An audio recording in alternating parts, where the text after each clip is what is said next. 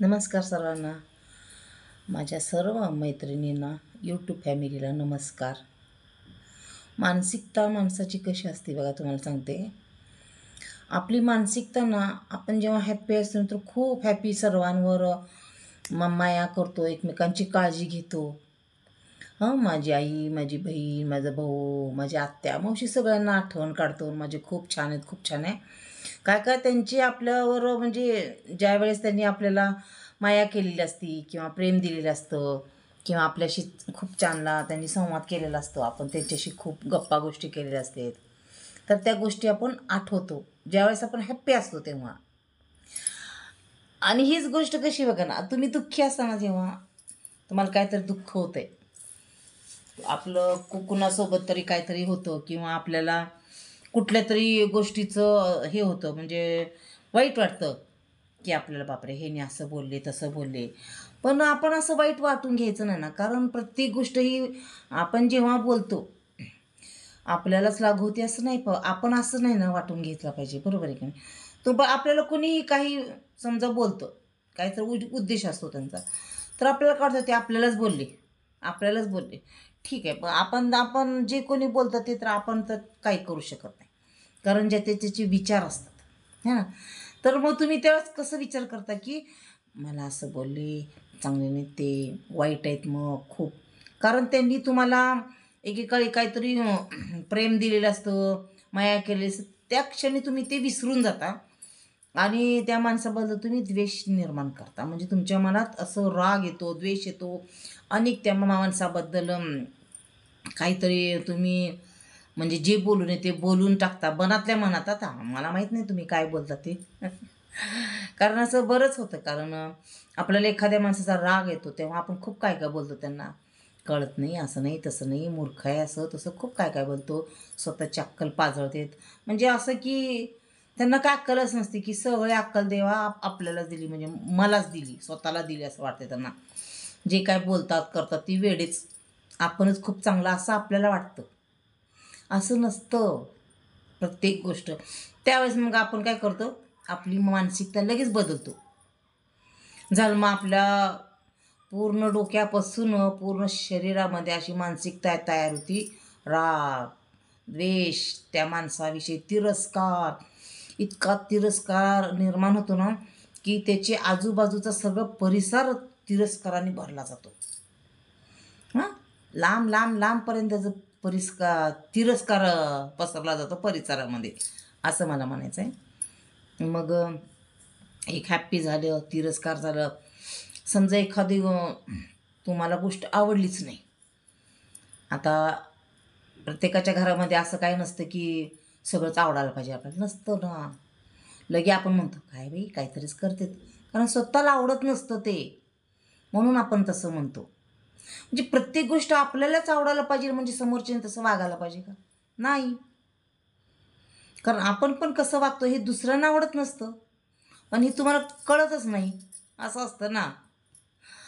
तुम्हाला काय वाटतं मी बोलते तेच बरोबर आहे, मी करते तेच बरोबर आहे, त्रास मलाच, त्यांना काही त्रासच नसतो असं वाटते, बरोबर आहे. आणि आपण काय एक एक वेळेस काय करतो, अजून चौथी गोष्ट काय वाटते की आपल्याला, मी एवढं कष्ट करते, माझ्या एवढं कोणी कष्ट करत नाही, मी किती मेहनत करते माझ्या मुलांसाठी, माझ्या नवऱ्यासाठी, माझ्या घरासाठी, असं म्हणतो, बरोबर आहे. त्याच्यामध्ये तुमच्यापासून दूर दूर असलेले माणसं, तुमचे जवळचे असलेले नातेवाईक वगैरे काही संबंध नसतं त्यांचा तुम्ही, कारण तुम्ही त्यांचा विचारच करत नसता. फक्त तुम्ही तुमच्या आजूबाजूला म्हणजे तुमच्यासोबत राहणाऱ्या लोकांचाच तुम्ही विचार करता. इथं काय होतं मग, ज्यावेळेस तुम्ही तसं करताना विचार, मी कष्ट करते खूप माझ्या मुलांसाठी, माझ्या नवऱ्यासाठी, मग तेवढ्या पुरतंच तुम्ही तुमचे जे मस्तिष्क आहे ना, शरीर, ऊर्जा करता निर्माण.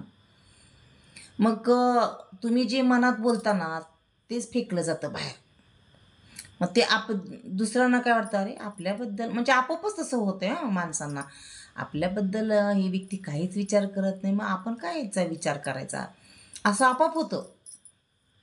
कारण मला खूप अनुभव आला आहे, ज्यावेळेस आपण एखाद्याबद्दल वाईट विचार करतो ना, तर ती व्यक्तीसुद्धा आपल्याबद्दल वाईट विचार करत असते, असं असते.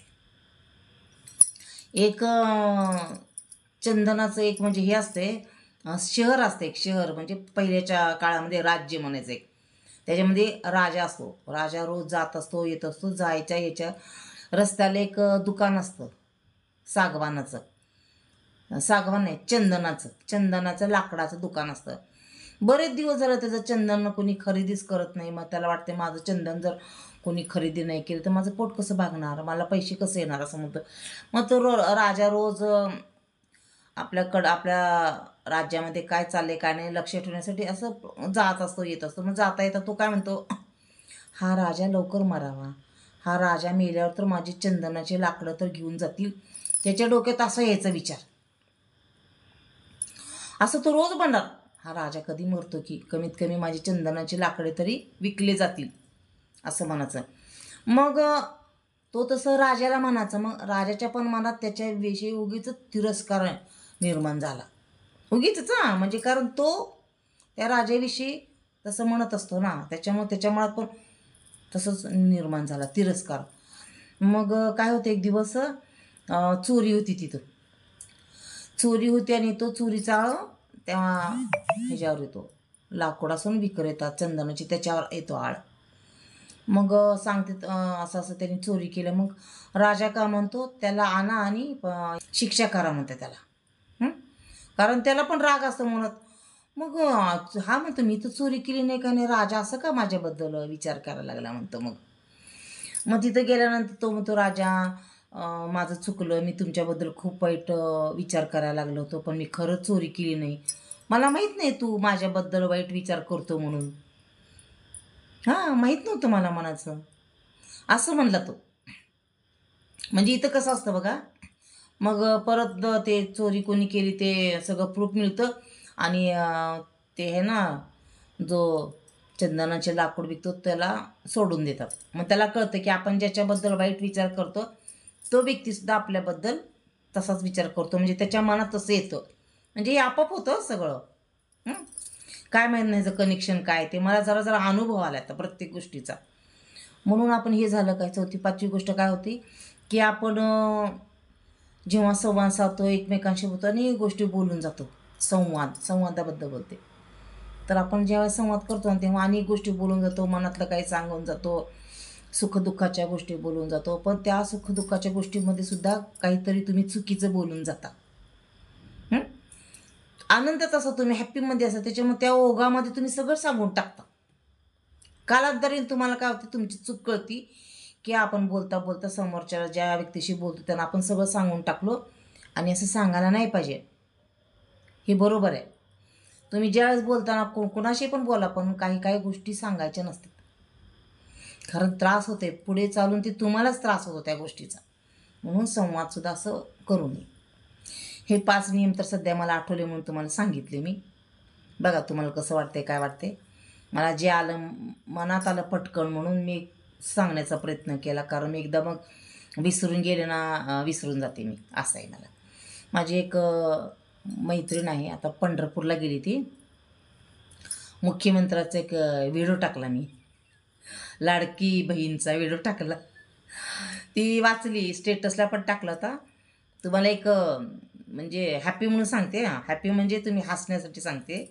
ती खूप हसली, इतकं हसली, मला फोन केला. आणि तर म्हणलं काय झालं गं, काय टाकलं गं व्हिडिओ, त्याला का पेन्शन कमी पडली का? नाही गं म्हणलं, बघ ना म्हणलं, माझ्या सख्या भावाची मी लाडकी बहीण नाही आणि या मुख्यमंत्र्याची लांब लांब लांब प्रेमाचा काही संबंध नाही म्हणलं मी. दुसऱ्याने दिलेलं कुठं राहते का म्हणलं, आपलं आहे ते आपल्याजवळच राहते म्हणलं, किती पण दिलं तर पुरतच नसते म्हणलं दुसऱ्याचं आपल्याला म्हणलं. खूप हसले मी आणि त्याच्याशी खूप छान अशा गप्पा मारल्या. तर किती आनंद झाला. म्हणजे आपण कुठल्या तरी गोष्टीतून एखाद्याला आनंद देतो ना, हे सुद्धा खूप मोठी आनंदाची गोष्ट आहे. ज्यावेळेस आपल्यापासून एखादं हसतं मनापासून, त्याला आनंद होतो, तर खूप छान वाटते मला. असं वाटते मी असं काहीतरी बोलावं आणि हसावं. जेव्हा मी संध्याकाळी लाईव्ह घेते त्यावेळेस मी खूप हसते, तर मला खूप छान वाटते. म्हणून समोरच्याला हसवण्याचा प्रयत्न करा, आनंदित राहा आणि तुम्ही पण आनंदित राहा. दुसऱ्यांबद्दल चांगली मतं ठेवा, म्हणजे समोरचा व्यक्ती पण तुमच्याबद्दल चांगले विचार ठेवाल. जेव्हा आपण वाईट विचार करतो तेव्हा आजूबाजूचा परिसरसुद्धा वाईट होतो. तसाच होतो तो निर्माण. चला मग बाय सगळ्यांना.